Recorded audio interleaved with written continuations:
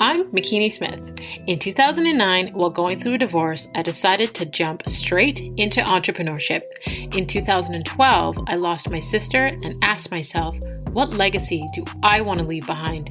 Since then, I've become a serial entrepreneur, helping other women publish their books, produce their podcasts, and reach their big goals to walk in their greatness. I realized the importance of sharing our stories of resilience and how it can be another's guide to walk in a manner worthy of their calling. We are blessed to be a blessing, so get ready to be blessed with an inspiring testimony.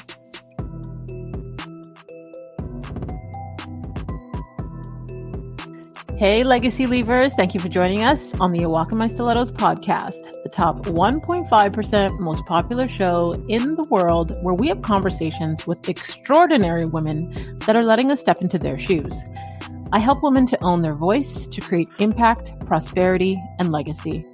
I get inspired when I see another woman succeeding, but I'm more interested in her backstory and her mindset on how she got there. So today's guest is about to bless us with her testimony, and since you're already here, you may as well subscribe. Today we have Blake Carter. She's a radio host. She was the host on the morning show, Blake Carter with Peter Kash on 93.5 The Move for 5 years. She also co-hosted on Kiss 92.5. She was also a host on 104.5 Chum FM and so much more. So please welcome to the show, Blake Carter. Hi, thank you for having me. Thank you so much for agreeing to come on and share your story with us. Of course. Obviously being a radio host, I love to talk. So, and usually I'm talking about other people, but I can also talk about myself as well. So that's okay. I love it. I love it. Before we started recording, you were saying, you're usually on the other side. You're usually the one doing the interview. So I can only imagine how it must feel to be on the flip side today. Yeah, like obviously I've done a lot of interviews for my job and I still always get nervous for them, but I didn't realize I would get nervous to be interviewed and to talk right now. I was like, okay, I'm a little like anxious, good nerves, excited nerves, but definitely different not being in the position where you're the host kind of controlling the conversation, Yep. Well, the shoe is on the other foot. Yeah. But at the same time, I get to sit back and relax and just answer questions. So that's great. Exactly. I was just about to say that'll be easier on your end. Okay. So I want to jump straight into your story, your journey. I want to talk about how you got to where you are presently. But before we do that, as an icebreaker question, I just want to know, what did you want to be as a little girl? Because, sometimes society shapes who we become or even the route that we choose to take based on us, going into the route that either our parents wanted us to go on or, a family member or whatever, a partner. But as kids, we have these vivid imaginations and we always talk about, I want to be an astronaut or I want to be this. We think so big and we fantasize, and then the world starts to slowly limit us and chip away at our self-esteem and deter the route that we originally wanted to go on. So I would love to know, what did you want to be as a little girl? Well, I first wanted to be a cartoon. And I was devastated to find out that cartoons weren't real and that was not going to happen for me. So I had my dreams crushed pretty young. And so from there I understood, okay, so now I can actually be an actress if I want to. So if you knew me when you were younger, and if you like my high school grad book, everything, I was going to be an actress. Like that's what I was going to do. I like to perform. I took dance a lot. I took theater, I took acting classes, and that's exactly where I thought I was going to end up, acting in movies and TV shows, something like that.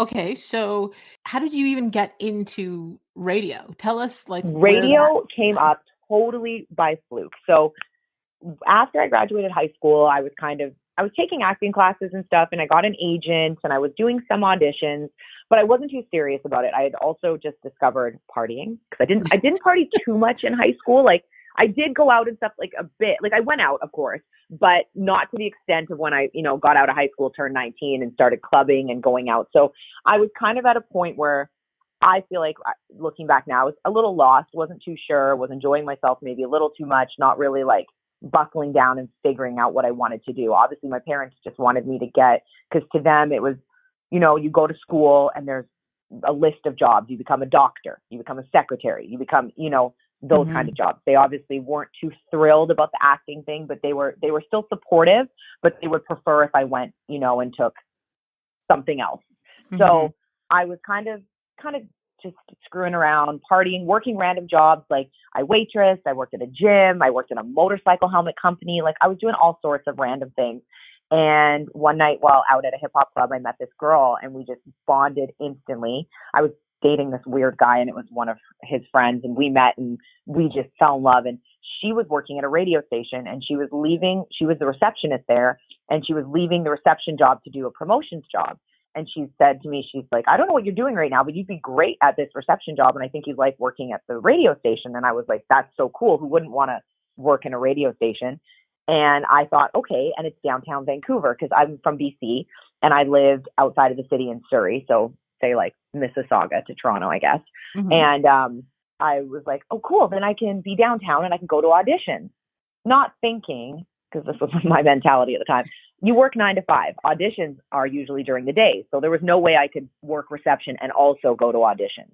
So I didn't really think that part through, but I took the job, loved it. Working at the radio station was so much fun. And I just kind of, at the time still, I wasn't thinking I want to be on the radio. I was just, I need a full-time job. This job pays decently well and it's really cool. I'm working at like one of the coolest stations in Vancouver, the number one pop station in Vancouver.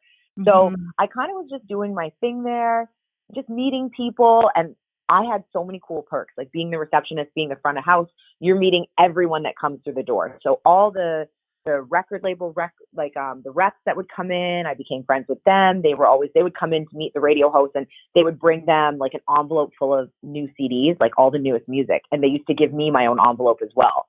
And my friend who used to be the receptionist was super jealous because she's like, I never got this stuff. And I'm like, well, I just talk to everybody.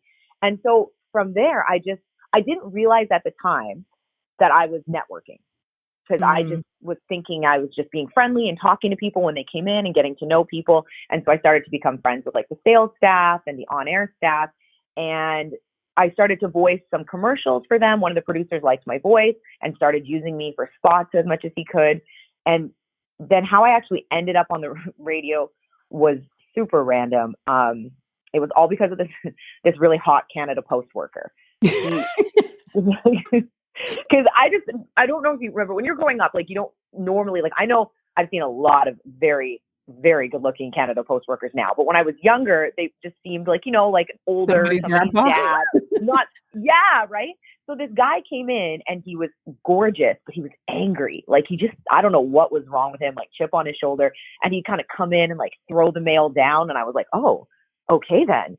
So I was kind of telling another girl at work about this guy. And I made a couple inappropriate comments to my friend. And the morning show host, his name was Kit Carson, he happened to be kind of standing by my desk and overheard the conversation. And he slinked off, didn't really say anything to me. And the next morning while I'm at work, I get a phone call. And I'd never even seen this line light up before. It was the on-air line calling the front desk. And so I pick up and they're like, you're on air. Don't swear. Don't say anything bad. And I'm like, okay. And so they started asking me about the postal worker, and they're like, can you make it radio appropriate and share what you said? So I did. And after like we joked around and talked about that, someone from Canada Post called the station and were like, we know who your receptionist is because he talks about her too.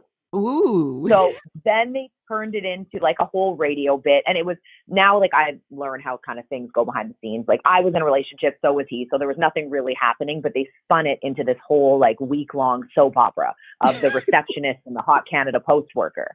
And that's how I got like my first taste of being on the radio. And keep in mind, I never even went in the studio. This is just all over the phone at my front desk.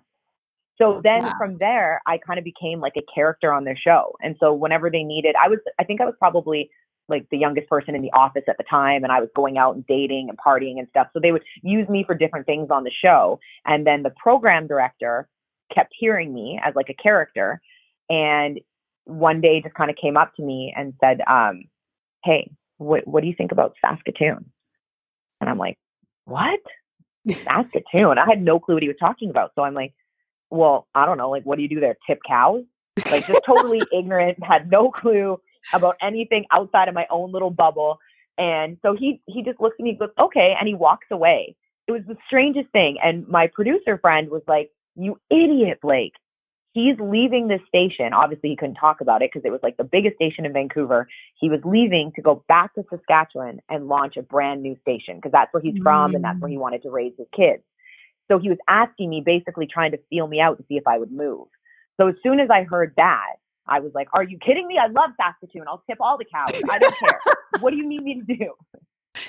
So yeah, that was really how I got my start. Like a random meeting with a girl that is now one of my absolute best friends, got me a reception job. I just talked my ass off all the time to anyone who wanted to listen. And from there got like a little bit on the radio. A boss heard me. And then I was offered this incredible opportunity to pick up. And at 22, I moved to Saskatchewan with no radio experience. I never went to school. I'd never touched a board, like the radio board, nothing. I just picked up and left and kind of figured it out from there. Okay, so nothing happens by chance. So I'm listening to your story and I'm hearing all of these opportunities that opened up for you that you didn't even realize were in your face at the moment, right? No, not at all. No clue. I was so oblivious to it. So, okay. I was kind of just going with the flow and just like seeing what was going to happen. In the back of my mind, still thinking I'll be an actress.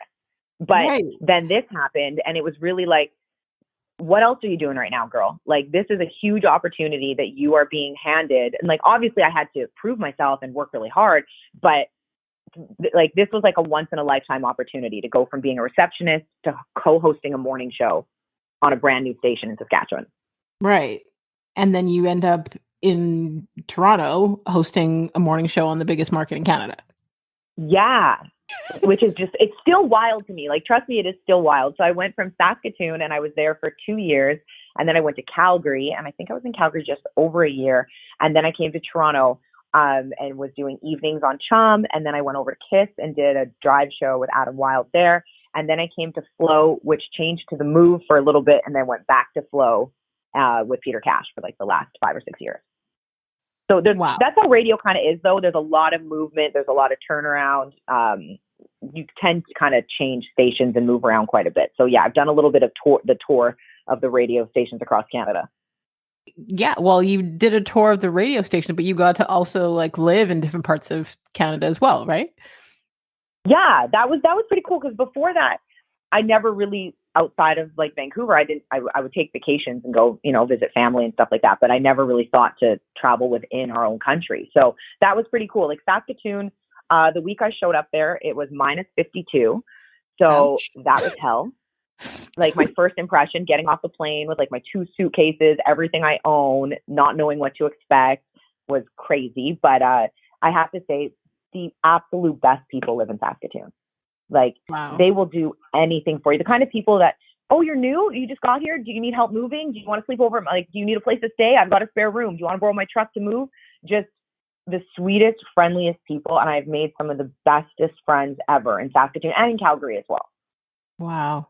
Okay. So there's so many gems in your story that I want to unpack. Like one, you end up hosting radio shows all across Canada, being able to travel and live in different parts of Canada, but then you saying yes to the opportunity of even being on air as, this character and then hosting shows with zero radio experience.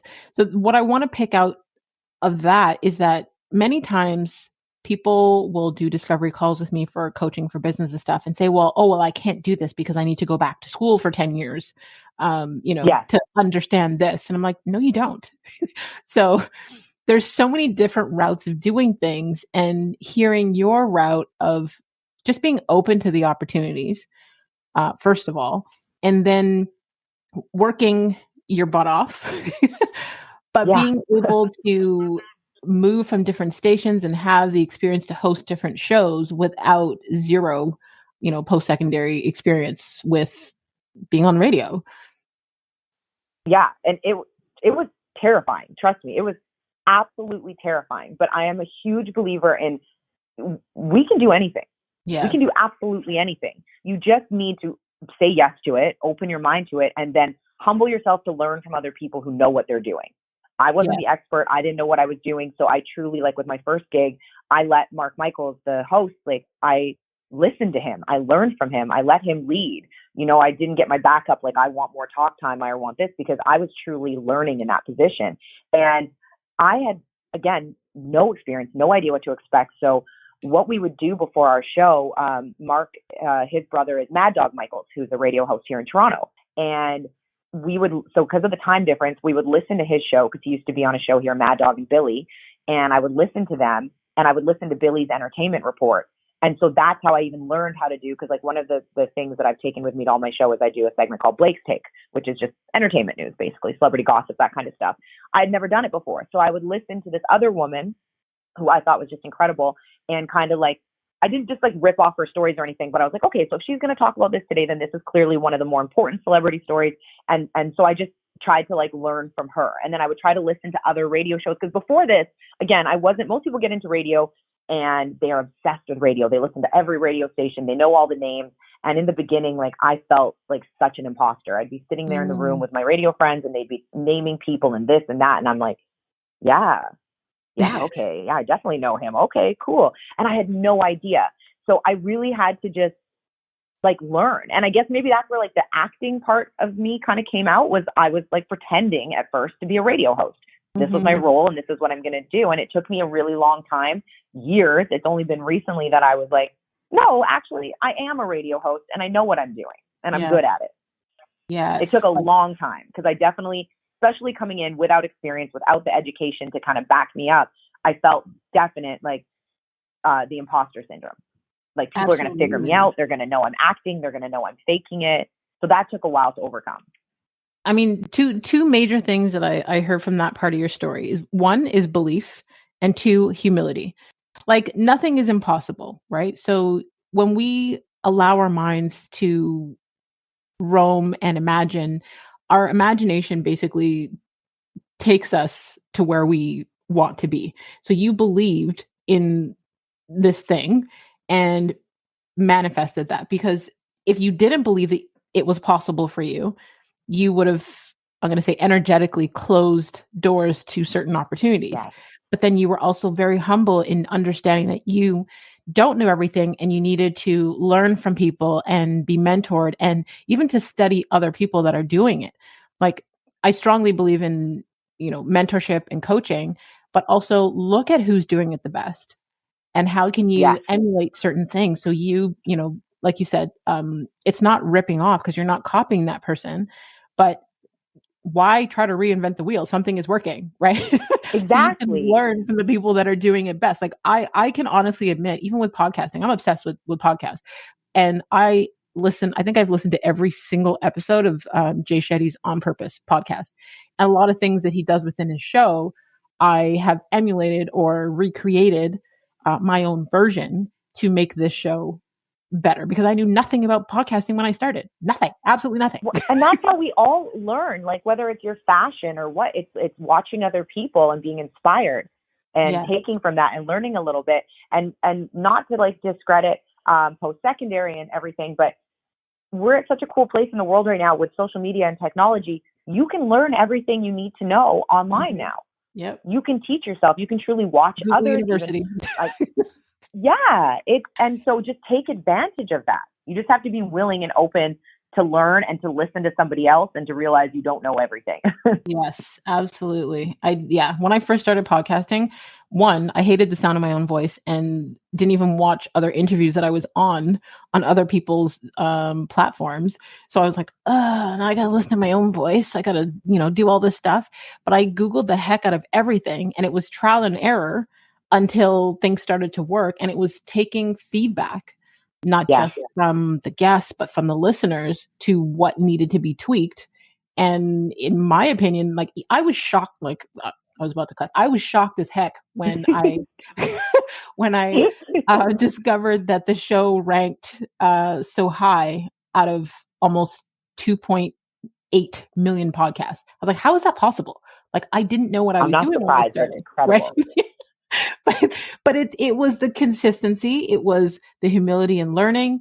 There's so many different things, but to the point of your story, like nothing is impossible. You don't have to go the traditional route. You stay consistent, you persevere, you keep going, you keep learning, and you explore. Yeah. Definitely. And I feel you on the hearing your own voice. That was definitely difficult and I think all radio people will speak to this too. You have meetings after your show usually, and they do a thing called an air check, and your boss basically pulls audio, and you never know if they're pulling it to be like, this was great, or now I'm going to rip you apart. But that's like the most cringiest part of your meetings, because you have to sit there and listen to your breaks that you've done, and you can hear, and that's how you learn. And at first I would kind of tune it out because I didn't want to hear my voice, and I would just take the feedback from my boss. But then I started to learn, no, I have to listen. I have to hear where I was tripping up or not explaining properly or not getting to the point. And that's how you get better. Mm-hmm. Yes, absolutely. So you have to be uncomfortable. You have to take the advice from other people, and then you grow from there. Absolutely. And that's just it. I think not everyone is as open to the constructive criticism, and they don't see how beneficial that is to improving who you are. They think that the second someone is critiquing something that you do, that it's completely negative, or they don't want to take in that information. You know, some people are hard-headed and think that they are the greatest, but we can always improve, right? We can always. Yeah, and it's hard at first. It's hard to hear someone tell you, like, that was terrible. Why did you say that? Why did you go down that road? What happened there? But you need it to get better in any medium, in any job you work. You need to have somebody mentor you or give you some advice, or you need to be able to take that critique without completely falling apart. Yeah. Wow. It's not easy though. There are days where it's definitely not easy. I was going to say, like, what advice would you give to a woman that's listening right now that is afraid to own her own voice? Probably talk about it with other women. I think we as women are so scared to like voice our fears. Like maybe with our couple best friends we might, but maybe talk to some women in the industry that you want to be in, and you'll be so shocked to hear that they have the same fears as you. And maybe not even the same industry. You can talk, like we're talking now, we have some of the same fears, you know, and I think it's just get it out, speak it out loud, say it to somebody, release it, and then move on from it, or get advice of how to overcome it. But just share it with somebody. Like if you just sit and spin it in your own head all the time, you know, and that's why people go to therapy, or why people have mindset coaches, or why they, you know, because you need to share it with somebody else. And maybe you're not ready to fully launch your own podcast or become a radio host yet, but start by maybe reaching out to a radio host you admire, or an influencer or somebody, and just starting a conversation with them and ask them how they overcame some of their fears. Yeah. I love it. I love that advice. What inspires you the most about what you do? Probably the interaction with listeners. And that's probably what I'm missing the most right now, because I should have mentioned too, because radio has not been all definitely has not been all sunshine and easy. I got let go from Chum. I was down and out for a while, and then I thankfully got picked up at KISS.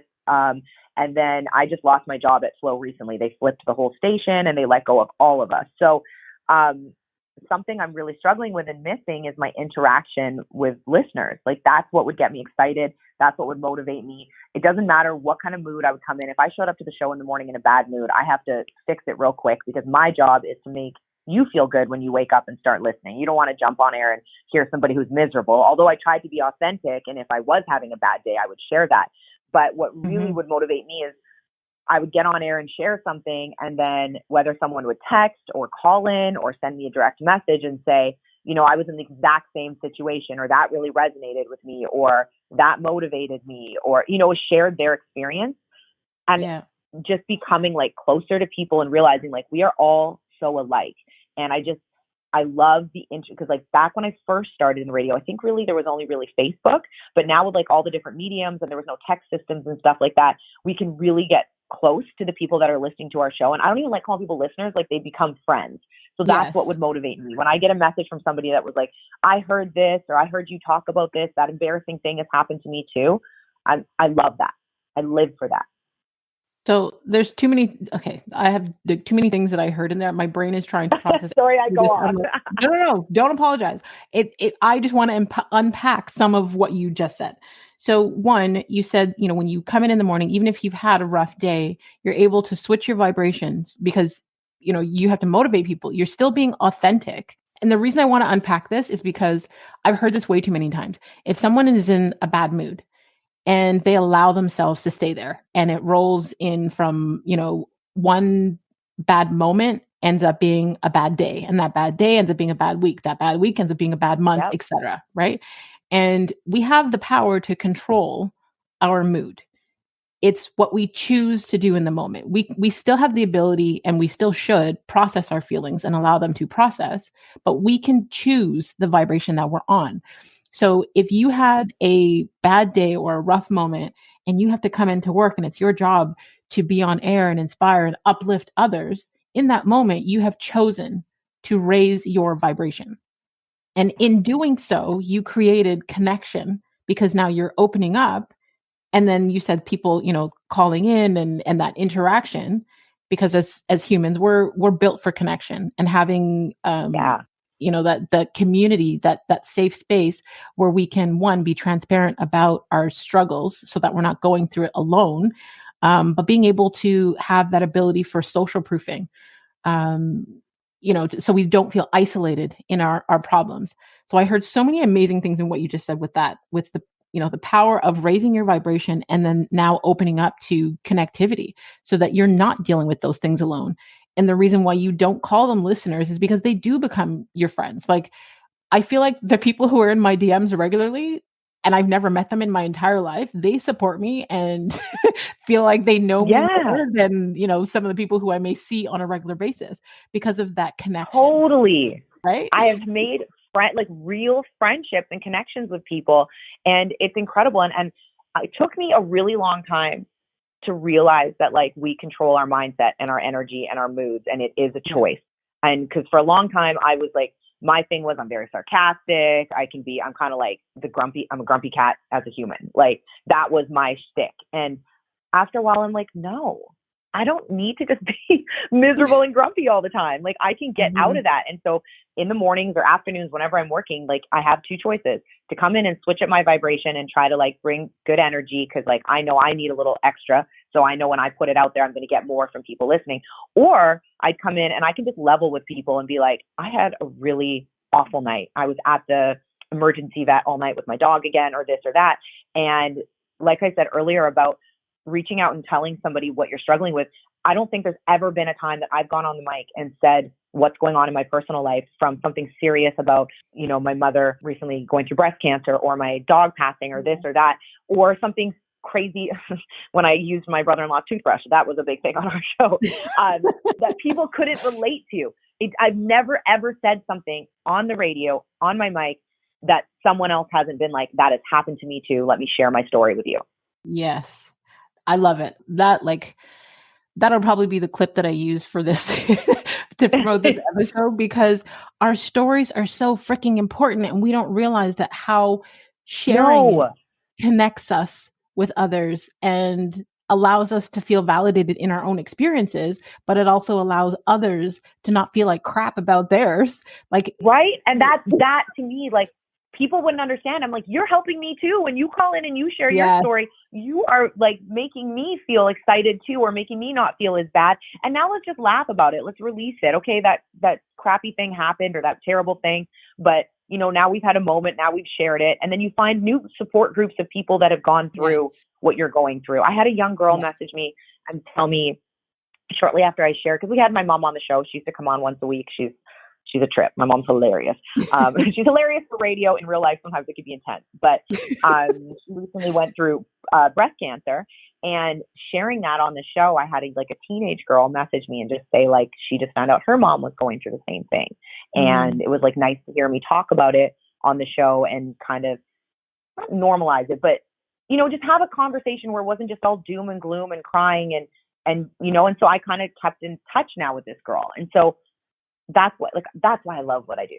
Mm-hmm. You being able to express what you're going through helps you to process it rather than suppress it and become depressed. Yes. Maybe that's what I've been doing all these years. Yeah, listen, definitely. I'm listening to you right now and I'm like, girl, I'm using everybody as my little therapist. Thank you. I appreciate it. I have said openly on the show a million times, I do this for me. This is therapy for me. It really is, though. It is. It so is like, and one thing I want to say to you, like, I don't know if you've thought about the possibility and if you choose to work at another radio station in the near future, but I do think that you should start your own podcast. You can definitely have live recordings of the show so people can still call in and connect with you. And then you can just have that audio edited before you put it up on the other platforms. But I think, one, for your own sanity, because I do believe that this is a form of therapy. Yeah. And two, for the people that want to be able to continue to connect with you. And if you are doing so, like you could choose if you want your shows to be 30 minutes, an hour, however long you want it to be. And then when you go back doing radio, you can still do both. Yeah. And I have chills with you saying that. And I love that you suggested that for me, especially because obviously this is what you do and you've been very successful at it. That's like a podcast is something I've been kind of thinking about for years now, but I don't know what my block is on it. I don't know if it's fear, if it's money, if it's time, whatever it is, but that's what I've kind of been wanting to do. So speaking to you today, I was like, this is all aligned. Because this is girl, what I want to start doing. Because yes, one of the trainings that I do is podcasting, and I teach you how to start a podcast with $0. Okay, so yes, see, exactly. That's what I need. I need the $0 podcast. I got you. But that's what's so cool right now about things like podcasts and everything. And I was just talking about this week with one of my friends, because when I lost my first job in radio, and they say you're not a true radio person until you've been let go, because that's how this industry is, it was crushing to my ego. And it's obviously you're losing your job, and it's a different medium. Like if you say when I was a receptionist, if I lose my job, okay, maybe the people in the office know I lost my job. My family knows I lost my job, but the whole city doesn't know I lost my job. When you lose your job on the radio or TV or something, everybody knows. So I was devastated. And I'm like, I'm a failure. There's only so many stations in the city. What if I don't get hired again? Do I have to go home, start over, That's not the case anymore. There are so many mediums for you to still do your craft, podcasting, videos now. We've got all like Instagram, TikTok, all of this. There are so many different ways to still do what you want to do. And you don't have to just do this one thing. Exactly. That's what excites me. And that's why this time I've lost my job. Yes, okay, there's moments where I cry and I've been sad and I've been angry and I've gone through the emotions, but I also feel very excited because I'm like, what's next now? Mm-hmm. There are so many opportunities out there if I just accept it and say yes and, put aside my fears and go for it. Absolutely. You need to get out of your own way. I am here rooting for you. I'd be happy to hold you accountable. There's so many opportunities within podcasting. Mm-hmm. And like I said, you can start with $0. And then once you start making money with it, invest into more expensive equipment. But when I started, I used all the free options that were available to me. I think the only thing I was paying for at the time was my hosting platform, which was like $15 a month. And then you can get sponsors. Like I've had a brand pay me 4 figures for one episode. So wow. I know people that pay their entire, all their expenses off of sponsorships and brand deals and things like that for their podcast. So there's so many opportunities out there. And especially because you've already been in radio and your name is known, there are bigger brands that, whether they want to come on as long-term sponsors to cover all of the production costs so that you also have money in your pocket, having your podcast up on YouTube, and YouTube is now paying creators to put their podcast on their platform because it brings viewers and listeners to YouTube. So now you get paid off of your views. There's so many options. So we can definitely discuss this later. Okay, I would love that. But before we get carried away, I want you to tell people where they can stay connected with you online.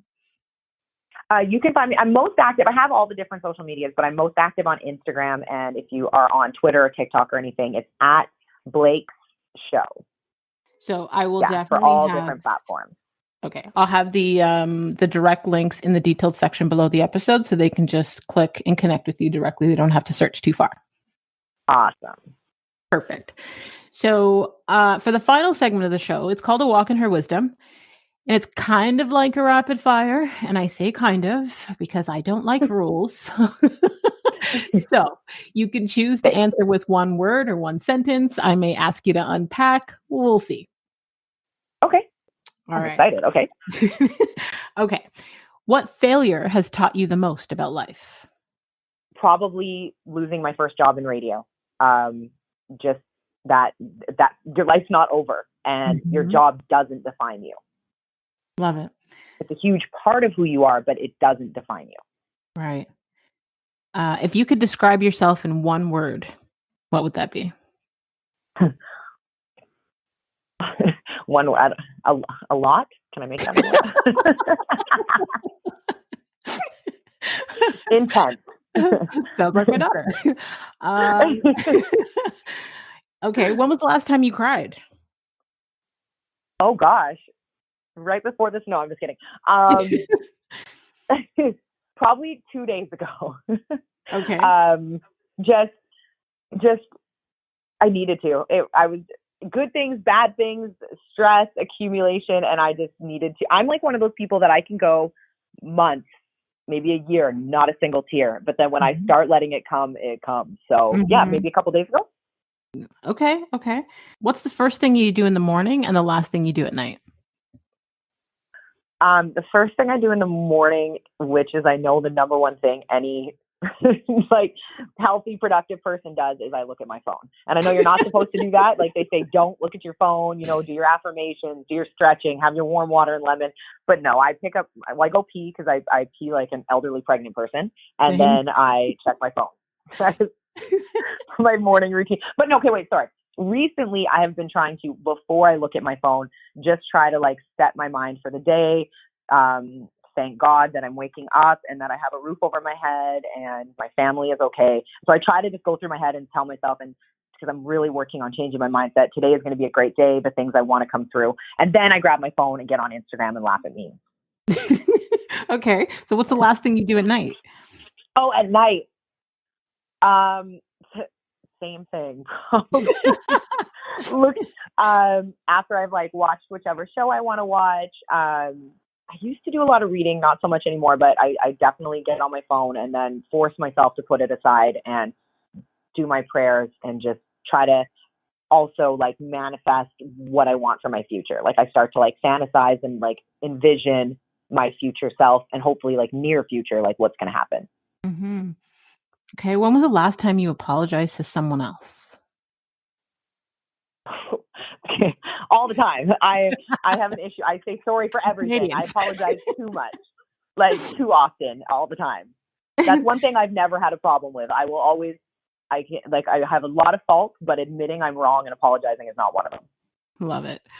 Okay. What new belief, behavior, or habit has improved your life in the last 5 years?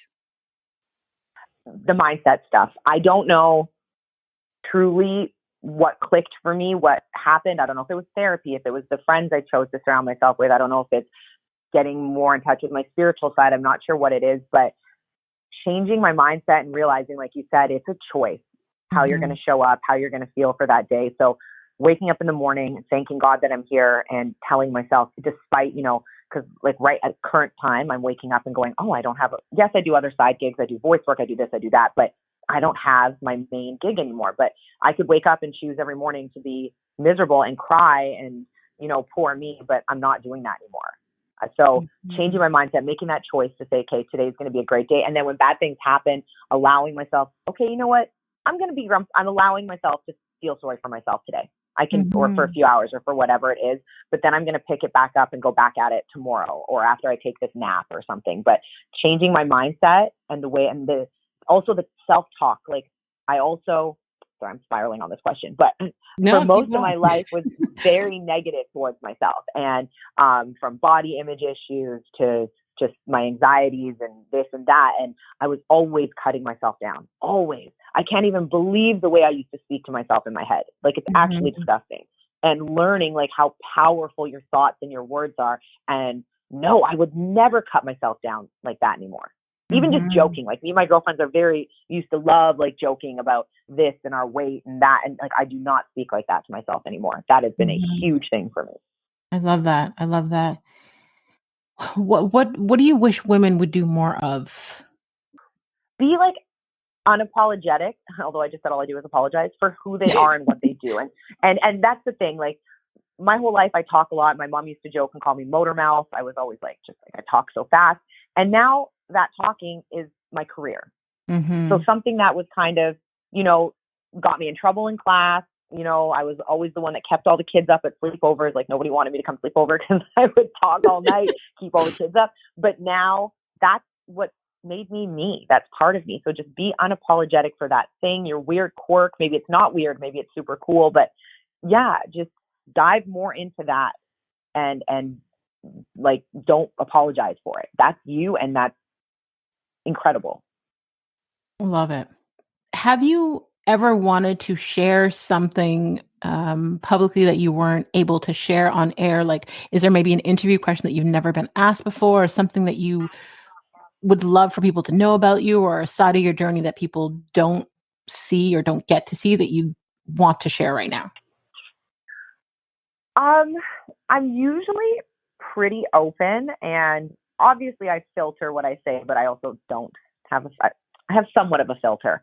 Probably just that, what I kind of shared with you about how, I show up to work and I don't always, there's been times where I've shown up and maybe I chose to be in a good mood, but people had no idea that I was just going through a breakup, or one of my friends had just been killed or something. And I would, you do your show and then I would go to the bathroom and cry between songs. Like those are maybe some things I didn't always share with people, but just the fact that maybe like the people that you see that are the happiest people on TV, or your favorite radio host or your favorite podcast host, like everyone, your teller at Scotiabank today, everyone is going through things behind the scenes. And so maybe I didn't, like, I would try to share some of those things, but maybe I didn't share enough. That sometimes I guess I'm a mess behind the scenes, despite how I tell. You're a human being. Yeah, I'm really a human being, and it's not all as everybody sees on social media. It's not all just like fun stuff and events and this and that. There are many a day where I would come home from work and spend the day on my couch, maybe not crying, but in a funk, and the depression hits me, the anxiety hits me just the same as everyone else, even though if maybe you've tuned into my show and I seem like this like happy, energetic person, I definitely am struggling behind the scenes. So not all the time, but definitely, yeah. I appreciate you sharing that, because I think anytime someone sees someone doing well online, obviously social media is where you put your highlight reels. And Of course. I personally, my opinion, don't or wouldn't like to see people posting themselves crying online. Yeah, see, that's not my favorite. I'm not going to do that. No, right, but I know that's it right now. That's become a real thing. Not my thing, but right, exactly. That's not my cup of tea. So, like, I want people to understand that even if you see someone who is a public figure or a TV personality or influencer, actress, whatever, people are human first. Just because someone is sharing their highlight reel online doesn't mean they're not experiencing other things behind the scenes. Just because someone is sharing their accomplishments and highlight reels doesn't mean that they don't have failures and downfalls. Like, there's balance in the world. And in order for us to even appreciate the good, we experience the bad. I think for years, and this was, I guess, something I also had to learn, is, for years I would share all of the accolades and successes that were happening in my life. And people were like, like, don't you ever have a bad day? I'm like, bruh, like every other day. What? So then I got more, I had to get more real and transparent, especially like in my stories. People will see if I'm going through a breakup, you're getting, the ins and outs of my anxiety, my panic attacks, all of those things, my feelings, everything, because I'm human. But what I love about this podcast is all of you women that people look at on social media and assume that your life is either unattainable or unreachable for them. They hear your stories and are like, oh, wow, you're human. You're just like me. Yeah, exactly. That's why I think more women just like speak to each other. Yeah. Like come together, have these conversations, and you like will learn so much. And I think we are getting better at that. I think for so long, women were so put against each other. Yes. Even myself coming into radio, it was like there weren't as many women in radio. So if I came to a station, all the other females were worried I was coming for their job, or you know what I mean? It's kind of get your back up and no, like work together. Like we're stronger together. Absolutely. Together we can do so much more. Right. Wow. Blake, I want to thank you so much for sharing your story with us, for your transparency, for taking the time to just give us a glimpse of what you've had to experience. I truly, truly, truly appreciate you. And I am, like I said, cheering for you because I want you to start your own podcast. Thank you. I'm doing it, and I'm saying it on your podcast. So now I'm accountable. I'm starting my own podcast coming soon. To all of our listeners, go over to Blake's social media and make sure that we hold her accountable. Hey, where's your podcast? Perfect. That's what I need. Thank you. We got you. To all of you legacy leavers out there, until next time, subscribe on all platforms and don't forget to rate and review the show on Apple Podcasts. We would love to hear what resonated with you. Feel free to, leave us a review and let us know what your aha moment was from this episode or what stuck out to you the most. If you can think of, 3 women, I'm challenging you right now, that would receive value from hearing Blake's story, please share it with them directly. Feel free to screenshot this week's episode and you can tag us on Instagram. You can tag Blake at Blake's Show and you can tag myself at The Real McKinney Smith and continue to walk in greatness in your stilettos in a manner worthy of your calling.